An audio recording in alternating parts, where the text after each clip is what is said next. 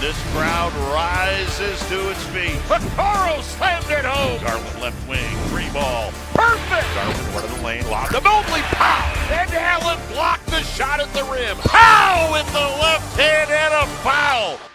Welcome to the Chase Down Podcast, part of the Cavs media family. I'm your host, Justin Rowan. The Chase Down is presented by Fubo, the official streaming partner of the Cavs. Watch over 350 channels of live sports and TV, including FanDuel Sports Network, without cable. There's no cost and no commitment. Try for free at FuboTV.com/Cavs. I almost forgot to do the read because I am so excited that Cavs basketball is back. Yes, it's only preseason, but after a long summer off, too long, after a second round exit earlier than we all expected, we finally have Cavs basketball to talk about. I couldn't be more excited. And joining me today is, of course, my co-host Carter Rodriguez. Carter, how you doing, buddy? I'm doing good. It feels nice. Feels there's a little verve going on the podcast. We've been we've been in fill in time era for the last couple weeks prior to our media day last week, and kind of feels like we're finding our way into season ourselves. And it was a really fun open air of a game. Obviously, the win-loss does not matter one iota in preseason, but we saw a lot of really good stuff. It just felt like up and down. It wasn't just the starters that looked good and then the game got boring. Like, it was pretty much fun all the way through, and a very welcome return for Cavs basketball. Totally agree. And before we dive into the game, I do just want to say, because you mentioned Media Day, big thanks to everyone that tuned in live. We really, really appreciate all you guys that were hanging out, commenting the whole way. Received so many kind words and feedback. We really appreciate it. And we, of course, appreciate, the Cavs for making that opportunity happen. And Kaylee Griffin, who just made our lives so easy on the broadcast. It was really, really cool. Awesome experience. It was great to get the chance to talk to Jaylon Tyson, to talk to Sam Merrill, to talk to Lonzo Ball. All of that is available on the Cavs YouTube and, of course, our feed. But I do just want to say that because it was a really cool experience. And like you said, we have been in filling time mode. I always feel fortunate that in the off season, we're just going once a week. I think if we were more frequent than that, we would have to kind of devolve to some of the list episodes and stuff that other podcasts sometimes do. But it was a really, really energizing experience. It was great to be in the building, to get to see the guys, and just a really, really cool opportunity. No doubt. It's the coolest thing. Thank you to the Cavs. Thank you to the folks at Rock Entertainment Sports Network for all the help, D-Mac. Really, really fun. But let's talk basketball. We're here. We're here, man. I realized I never put myself back on camera. Sorry. It's okay. I was just getting ready to message you on the side. But yes, we are absolutely here. And I want to start with a very, very important preseason award, which is now the second year that this award is running, which is Kenny Atkinson's preseason MVP. And last year we heard about Ty Jerome, how he looked like the best guy in workouts. We saw in the preseason, all of a sudden he started pulling up from those half-court shots. I saw him hit one of those for Memphis in their preseason game the other day as well. But this year, it's been DeAndre Hunter. He has been the guy that has garnered a lot of buzz coming through training camp. He's looked fantastic. You heard him talk about how he feels more comfortable having the opportunity to have a proper training camp, to not come in the middle of the season, to work out with these guys in the summer. And he was absolutely fantastic here in the first preseason game of the year. Yeah, I've really got my eye on him more than just about any Cavs, I guess, quote unquote, role player this year, because again, I'm among the group of Cavs fans who really appreciated what Ty Jerome brought for them all regular season. And one thing Ty brought is when he was on the floor, he ate up a lot of usage, and you need that. And to be able to do it efficiently, also just as important. And I thought DeAndre did a great job of looking for his shot. A little bit more initiation, I feel, than we saw last year. Which is what you want to see with no Darius Garland, Ty Jerome playing in Memphis, and playing hockey style line changes. You need to see him be able to catch the ball at the top of the arc and make something happen. And he looked really, really good, really, really comfortable. And it's not to say he didn't have really good games for the Cavs last year. He did, but like the degree to which it was kind of like self-created was really fun. Yeah, and not only in the half court, I think you saw it in transition as well. There was definitely an emphasis in the starting lineup to whoever is getting that rebound, first look for the headman. If the headman isn't available, you're bringing it up yourself. You're not kind of standing there waiting for Donovan Mitchell to come over and get the ball and bring the ball up. We're going to push the pace a little bit, right? And we obviously saw signs of that last year with Evan Mobley a fair bit, but I noticed it with even DeAndre Hunter, right? Like the times that he would get a rebound, he'd bring the ball up the floor a decent amount. And rebounding, I don't think it's ever going to be a strength for him, but as you've mentioned before, it did get better when he came to Cleveland. He just did a better job on the glass.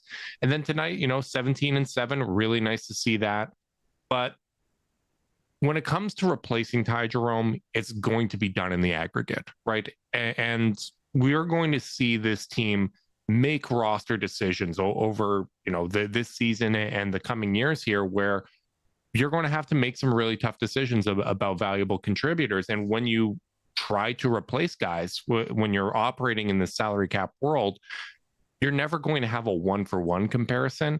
But you're hoping that guys can either step up and absorb some of those responsibilities. You're going to distribute it across the roster.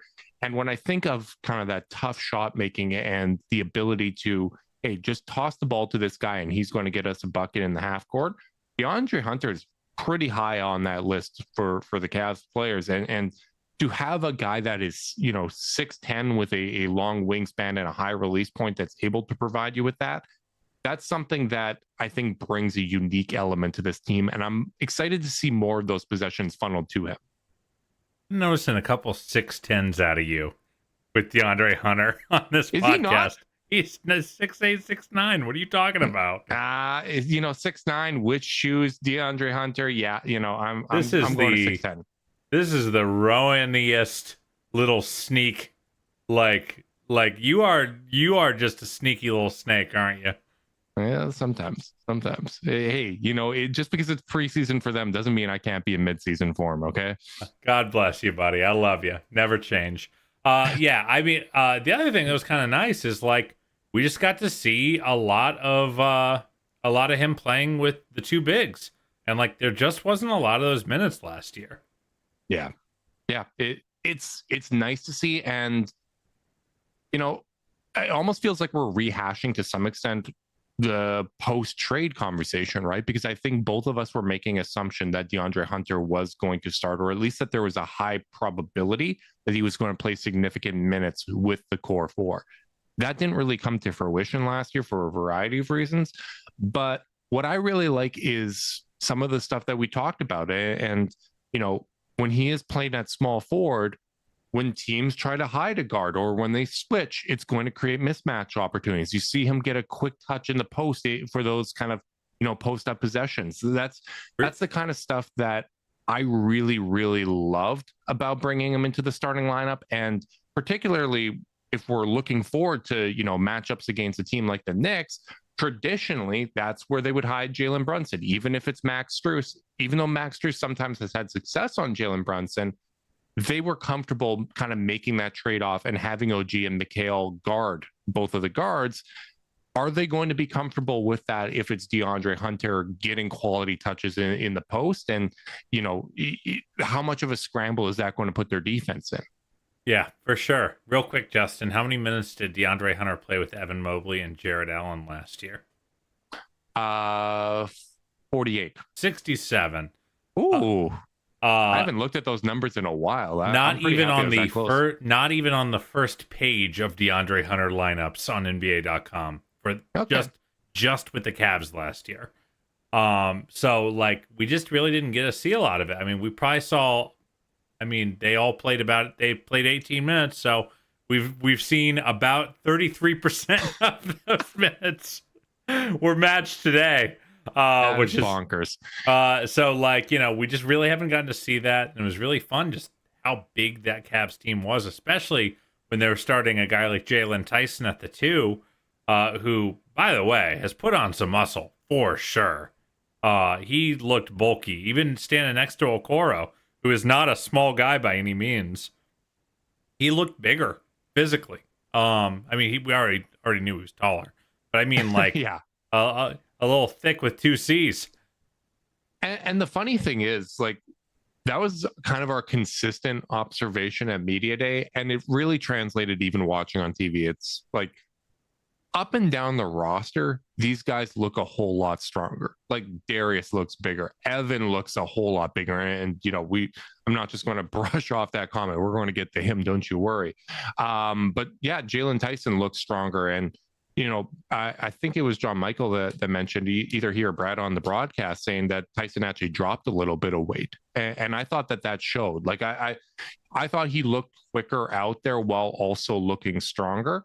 Naquan Tomlin looks stronger, right? Like all of these guys seem to have really kind of hit the weights this offseason. And I did notice with the starting lineup, obviously it's going to feel a little bit different having DeAndre Hunter out there with the 2 bigs. Jaylon Tyson brings another element.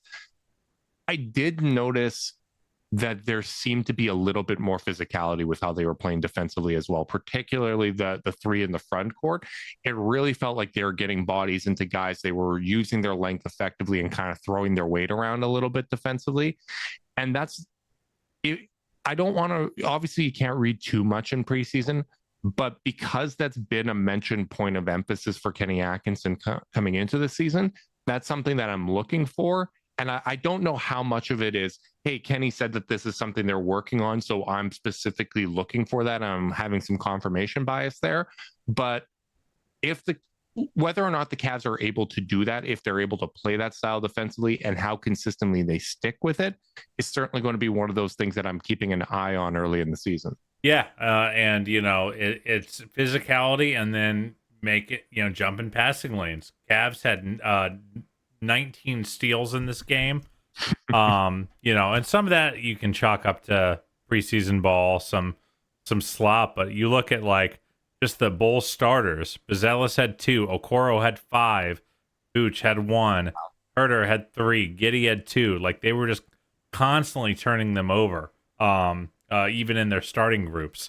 So I think that the Cavs defense looked really, really good, especially that starting group.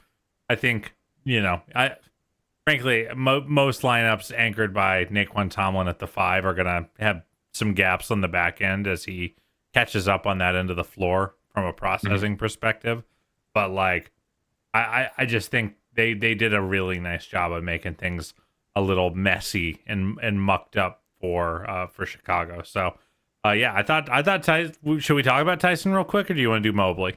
Yeah, let's do Tyson. I just want to say, when you said that Okoro had 5 turnovers, I was like, when has he ever been in position to have that many turnovers? And I looked it up. It hasn't happened since his rookie year. Obviously, that's not really tracking preseason, but yeah, that really surprised me. But obviously, Sam Merrill in this game, out with a minor injury. I don't think that's anything to worry about, but it did open the door for Jaylon Tyson to play.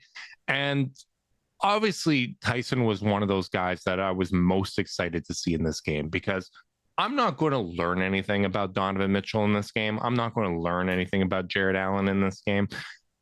I'm looking for kind of the guys deeper along the bench, right? Or players that are in new roles.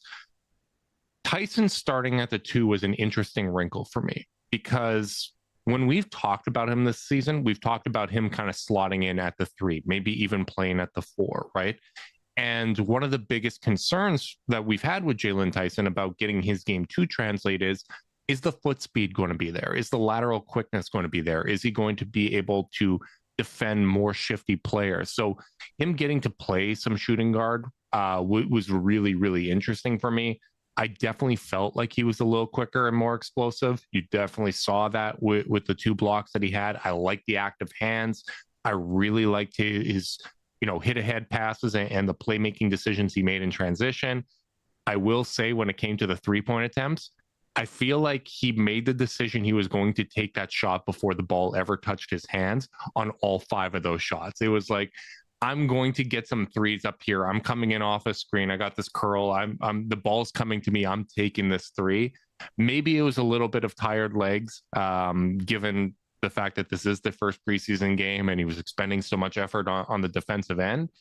So I'm not super worried about it, but obviously the consistency of his 3-point jumper is one of those kind of X factors when it comes to whether or not he's going to be a consistent role player for this team. Yeah, he's going to have to get his feet under him. A lot of those were like the ball was coming up Kyle Korver style, mid curl. It was fast. It's like, really fast. But that's where one of those things where if we were real journalists and actually on site, like I would kind of want to like pull him and just be like, hey, is that a thing you're working on and you're just trying to test out in game setting? Because like, I mean, when he's shot, even in summer league where he shot the ball pretty well, it wasn't going up that fast. No. Again, his body didn't feel really under him, but I did like what I saw, both in terms of obviously the shot blocks were loud, which were really fun.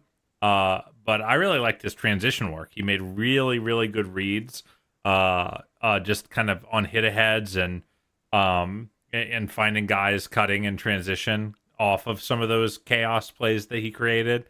So overall, obviously, like, we're not going to box score hunt too hard and just say, oh, well, bad game because he went 0-5.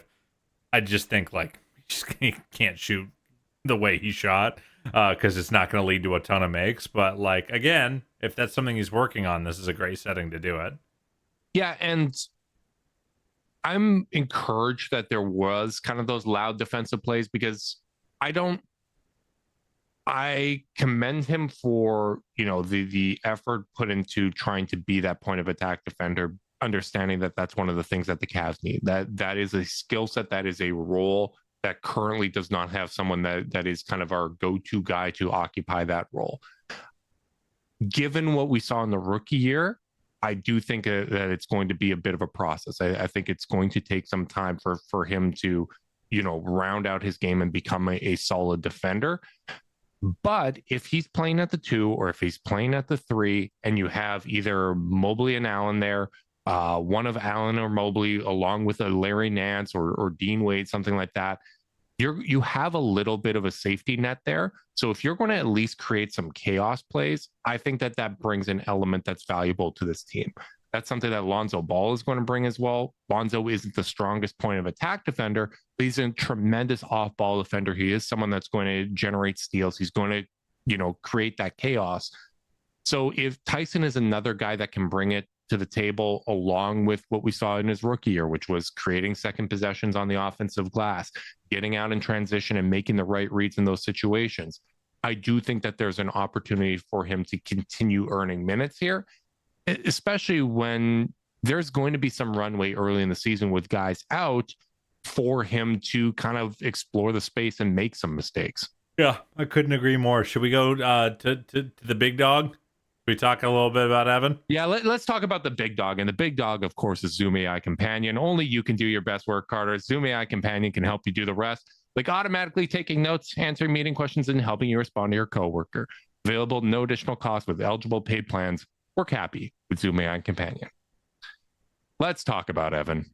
What'd you think, brother? I thought offensively, I was really encouraged. Shooting off motion was really, really cool. Not like it was a full curl, but he wasn't a complete standstill shooter. He dribbled into one of the threes. I thought his attacks were really, really good. Whenever he had a Buzelis on him or a Vooch on him. Only times I really saw him get stymied a little bit was Patrick Williams, who's kind of just the right frame to still cause Evan a few problems because he's big and tall, but pretty strong frame. Patrick Williams' one NBA trade is heavy. That's what he is. He's tough to move. but I really liked they ran a little high pick and roll with Jarrett, which was really, really fun. He only had 2 assists, but I really do feel like he was moving the ball really, really well. The big passing felt really sharp going both directions. Overall, I thought it was a very encouraging Evan game where he didn't really go that far out of his way to like assert. It wasn't like a crazy assertive game, but he did lead the team in shot attempts, and that does feel noteworthy. Yeah, there were 2 Cavs players that really got me giddy on this night, and neither of them were named Josh, of course.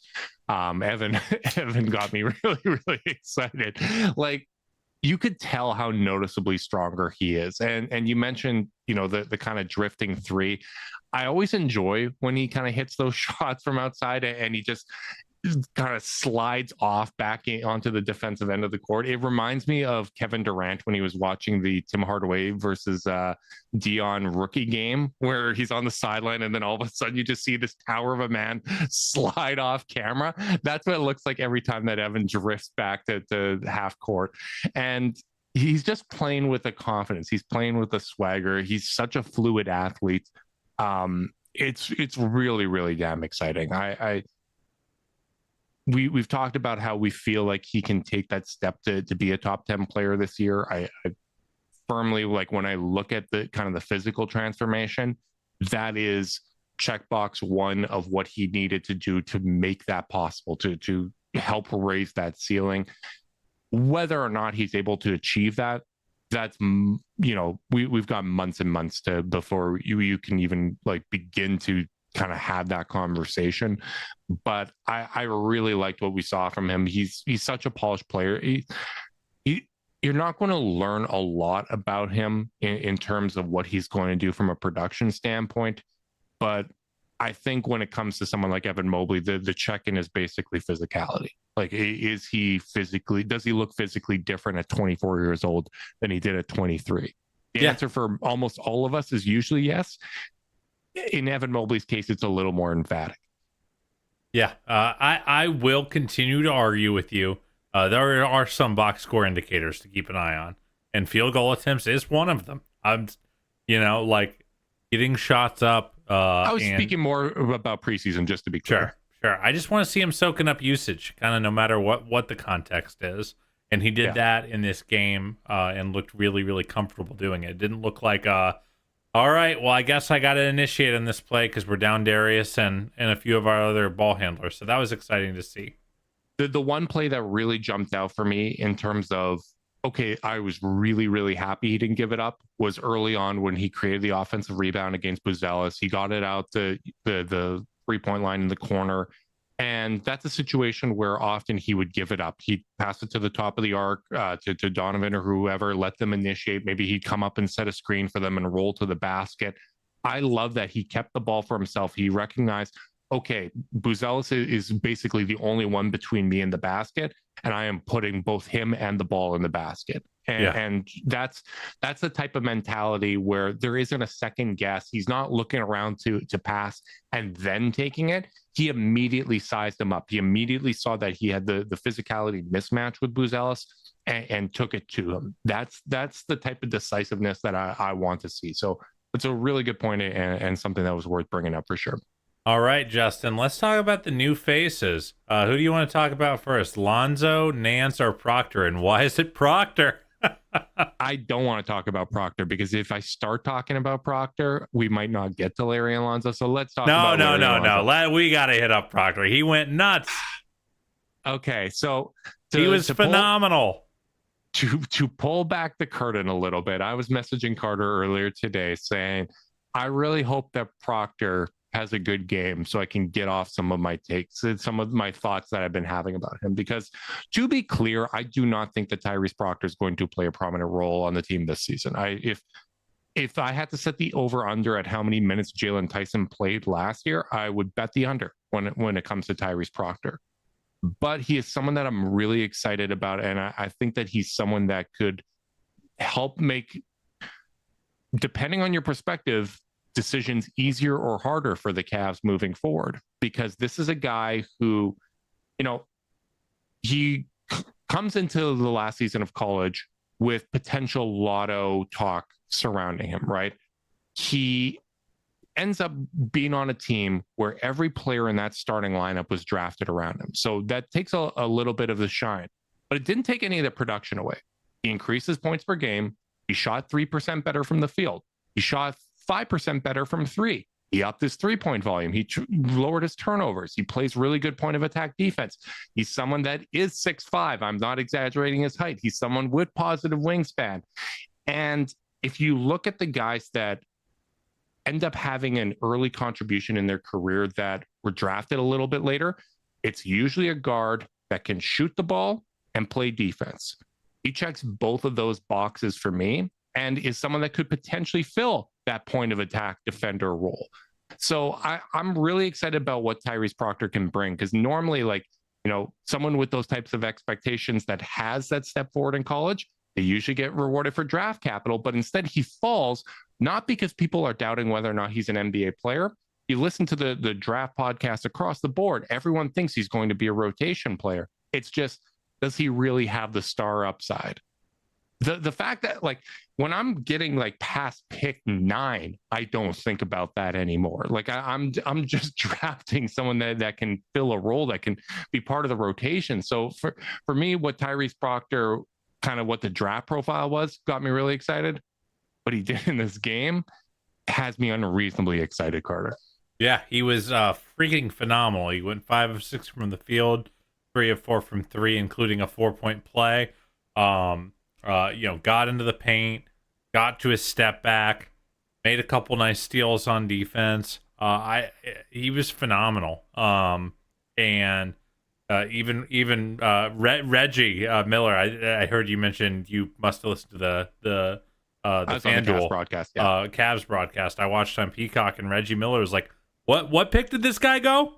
And it was like, I don't know. Sometimes you can tell when the commentators are pandering, and sometimes you can tell when they're like legitimately confused. And like there was like an energy from Reggie who was like, "Wait, why did this guy go in the 40s?" Which was really, really fun. He looked the part, and we'll talk about Lonzo, but it kind of felt noteworthy. You know, it's very clear that hockey lineup that of the reserves that came out, one is a lineup that's never going to play a meaningful minute, and two didn't have a lot of offensive juice in terms of shot creation. It kind of matters to me that putting in Proctor changed that math a little. Doesn't hurt that Craig Porter Jr. Went absolutely ballistic from 3 in this game during Proctor's minutes to make that feel extra dynamic. But there was a little bit more scoring juice when Proctor was on the floor. Yeah, and contrasting it to how that lineup had played prior to him being inserted, I think was what made it feel like jump off the screen as well, right? Because that lineup, as you said, it did struggle to score, and he did bring juice to the lineup. And our questions about Tyrese Proctor, like I think both of us feel pretty good about his ability to hold up on the defensive end. That's something that's always kind of been part of his game. We feel good about the shot. The form looks fantastic. When those shots were going in, the net wasn't even moving. Like, you can just tell that this is a guy that can shoot the hell out of the basketball. The questions are, does he have that first step? Is he able to kind of turn the corner on defenders? Is he going to get bumped up off of his spots? Or is it going to take some time for him to gain kind of that functional NBA strength to get to his spots and get his game off? Obviously, the Bulls were going a little bit deeper in the bench at that time, so you can't really answer those questions. But if you're talking about someone that is going to be fighting for rotation minutes on the Cavs compared to people that are fighting for rotation minutes on the Bulls, the fact that he jumps off the screen, was able to get to his spots, make the right decisions, not turn the ball over, and kind of knock down those shots, it's a really, really encouraging thing. Yeah, I was just really impressed. I mean, I think the defining question of what's gonna, make or break Tyrese Proctor's NBA career is like, how much juice you got, brother? Because it's really easy to say that, like, okay, he's just going to be like a 3-and-D guy and doesn't have to dribble a lot and be super dynamic on ball. but like you have to be a really good defender and a really good shooter to carve that kind of niche if you can't do stuff in the in between. And I thought that's why I was kind of more impressed by the handle and the fluidness of the motion than I was by the fact that the 3-point shots went in for him. So super encouraging debut. Nice to hear that the smoke getting blown about him coming out of camp wasn't made up. Well, that's an important point to bring up too, because last year Kenny was really measured when he talked about Jaylon Tyson. It was, hey, like I like what I like what he can do. We like the pick, but it's going to take him some time, right? Like he needs to kind of get up to speed. He's been a little bit quicker to praise Tyrese Proctor, and I think the reason why you and I are so excited about Tyson and about Proctor as prospects for the Cavs is both of them bring something that they need. If they hit even their 80th or 90th percentile outcomes for what their careers can be, it brings stuff that the Cavs need. Jaylon Tyson has really nice size for a wing, can create extra possessions, can pass, it has shown some potential as a shooter. Tyrese Proctor, 3-and-D 2 combo guard that can provide playmaking, that doesn't turn the ball over, that is really responsible with the ball.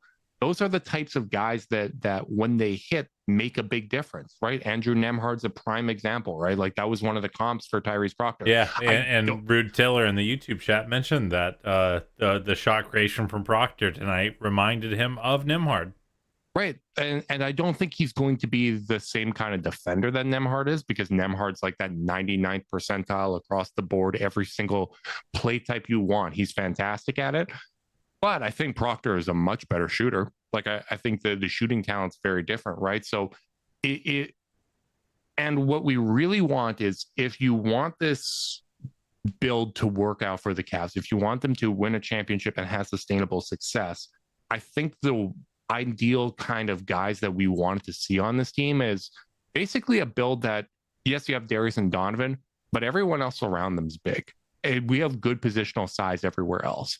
And that was something that really stood out to me in this game, was the Cavs looked and felt big, both in terms of the physicality that they played with, as well as the length that they had out there. Yeah, like 100% of their small forward minutes were played by guys who are, according to Justin Rowan, 6'10" or taller.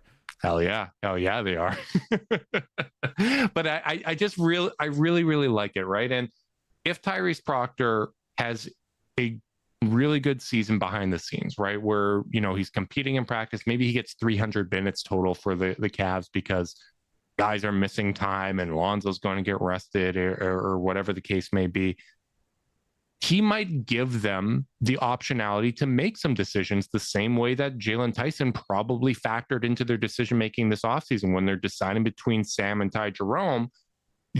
I'm guarantee you that the option to have Jaylon Tyson kind of be that Karras secession plan, that he's going to step in and take some of those responsibilities and some of those minutes that Karras had, wade into the decision-making process.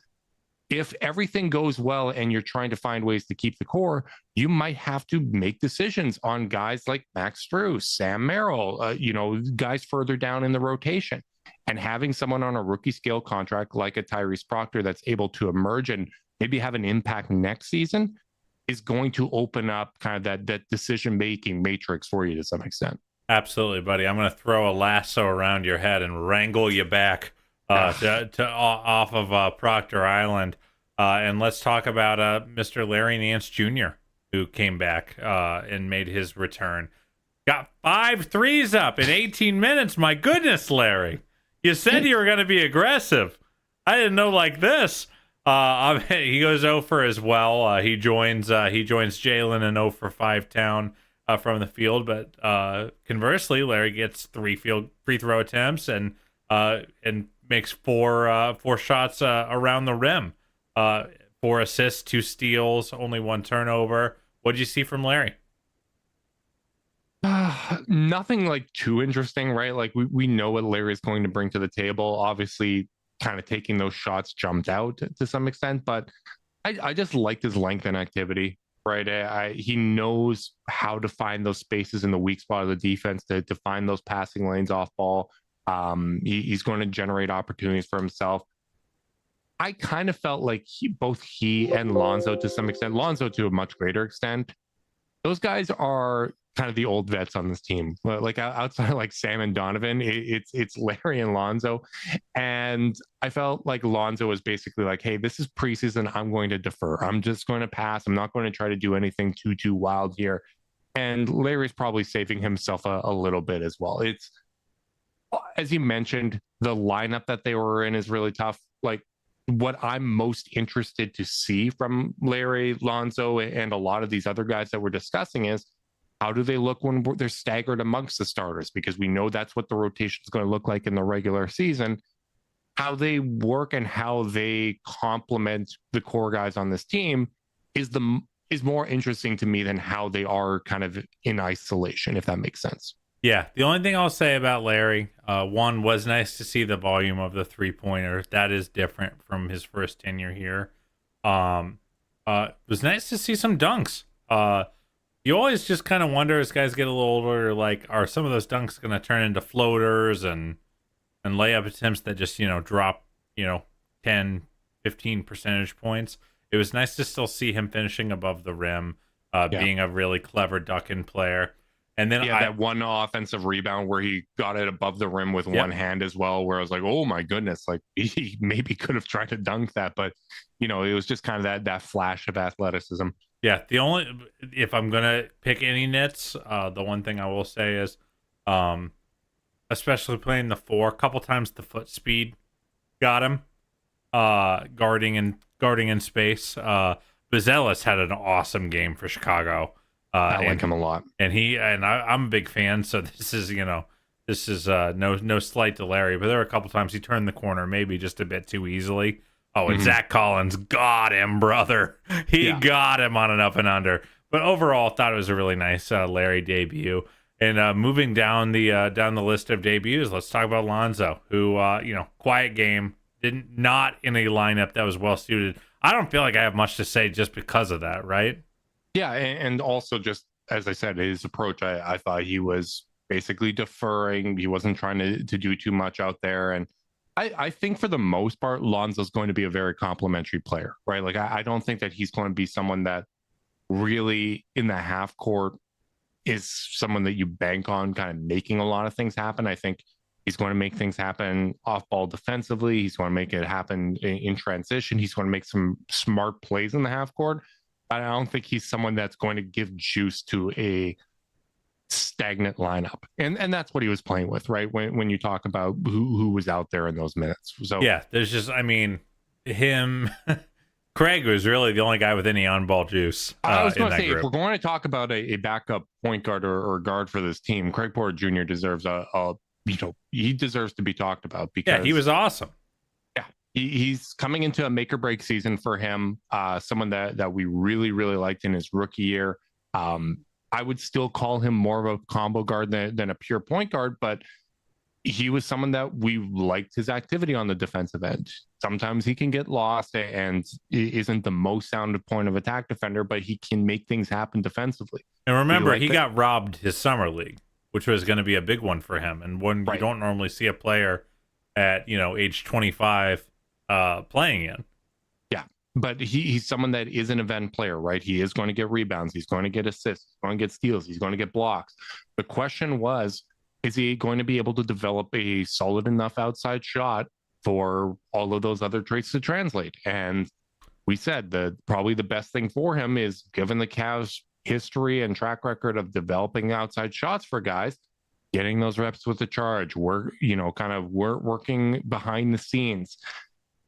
Obviously, you're not going to read too much into one preseason result, but I like the confidence of his shot. There was the one time where he got the ball swung to him, and he basically waited for Dalen Terry to come over and defend the shot before he took it. I would have liked to see him take that a little quicker.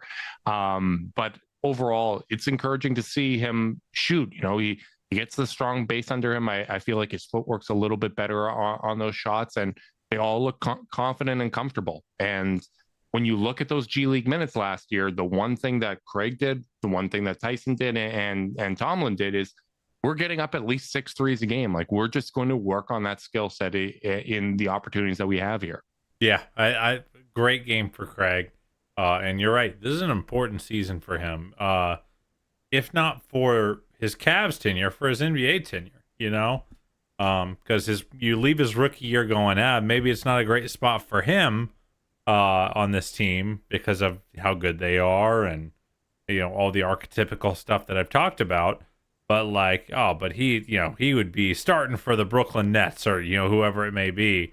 Then last year I do feel like it was just a bit of a quieter year. Didn't get as many opportunities when he had opportunities. They weren't quite as loud. And he ends up deciding to play summer league, gets hurt in the first game, barely gets to play. So I think it's an important year for Craig on his NBA journey, and easy guy to root for. So so really excited to see him lace his 5 threes. And another guy that fits into that Proctor Tyson kind of category of guys that, if they do take a step forward, can provide the Cavs with some optionality. There is going to be opportunities for these guys early in the season. I don't think Proctor is going to be the guy that gets the nod. I would expect it to be Craig early on. But with Darius out, with Max out, and you look at the first couple of weeks of the season, we got a few back-to-backs. Lonzo's not going to be playing in those. Odds are, guys might have those kind of ramp up or injuries early in the season where, hey, we're just going to give you a night off because you got a little bit of a flare up of something as you're transitioning to this kind of NBA workload again. That's going to open up these opportunities for guys. Yeah, I have one moving off of Craig that I wanted to bring up that kind of caught my attention. Is it interesting to you that Naquan Tomlin ran with the second unit before Thomas Bryant? Because I was like, oh. I kind of thought that would just be Bryant's to have, a seniority type of thing. And it was kind of neat to see Tomlin get that run, and he had a few impact, loud plays on the road for his 18 minutes. I like Naquan Tomlin a lot. I didn't read into that. Maybe that was short-sighted of me. I think it's the only thing you can read into is who comes out in what order. Yeah, I guess I was almost thinking of him as the small forward in that lineup, but I don't think he was. It's an interesting point. He's someone that I still have hopes for that I think that he's going to end up on a regular contract for the Cavs at some point someday. I really do. I lean towards no this year now. Especially with Thomas Bryant there. I would have assumed without Thomas Bryant that he would be the one that gets that nod. I think now they just have too much depth in the front court, and the beauty of the two-way is you are able to call those guys up. You are able to give them NBA minutes if you want to, right? So I definitely think he's going to play in games for the Cavs. Maybe on those nights where Larry's either getting a week off or some maintenance or whatever the case may be.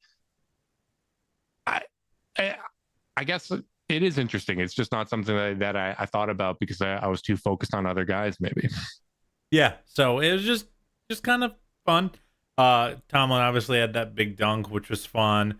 For Thomas Bryant, Thomas Bryant as the kind of lone vet on the rough final 30 seconds for our boy. Especially that last possession. Why didn't he just he had a wide open lob? Why didn't he just kind of volleyball it up? He double bump. But I already love him. He's such a personality. A strange choice. He thought he had that one for sure, but yeah, going coast to coast was probably the best decision given who was on the floor with them at that time. Not much to learn from Thomas Bryant's minutes other than got 4 threes up in 12 minutes or three threes up in 12 minutes. Yeah, I like to see him stretch to the floor. I can finally say it's good to see him not miss in the Cavs arena. That's nice for a change.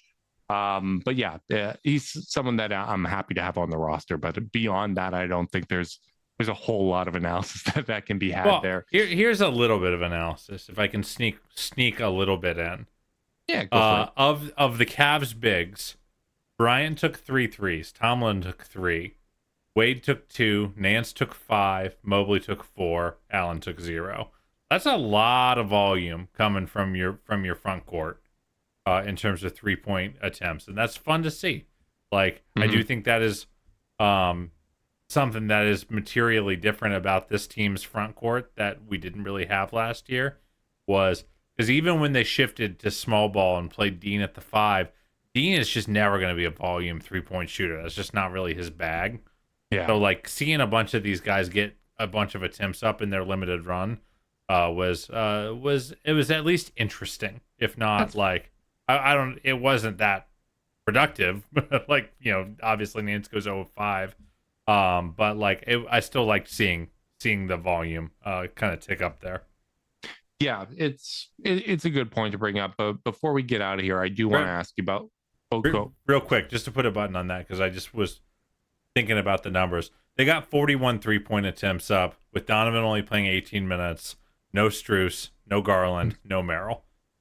Like that, you know, you get those guys in, and maybe that's up to like 48, 50. And I think that Kenny's talked about wanting to ramp up the 3-point shooting even more than it was last year, and that does feel like a road to do it if we're looking for some, like, you know, what little data you can pull out of a preseason game.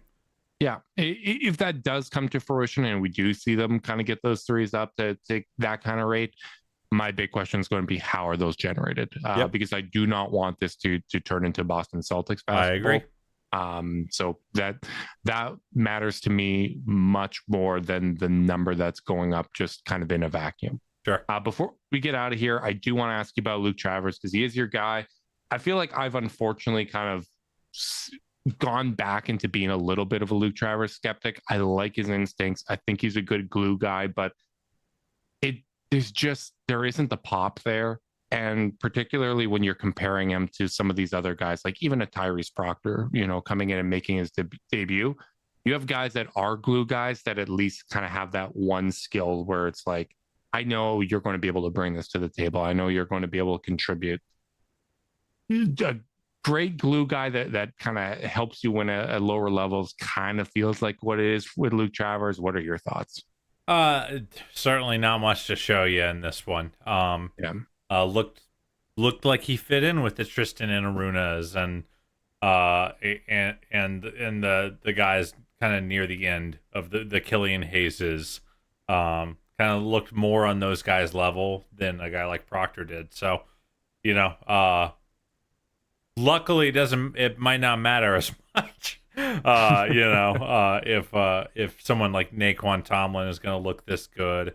Yeah, I mean, I always stick to, I want the two-way core of the team to have a collective 50% chance of being an NBA rotation player or better, and I think they might have that with Tomlin on their own.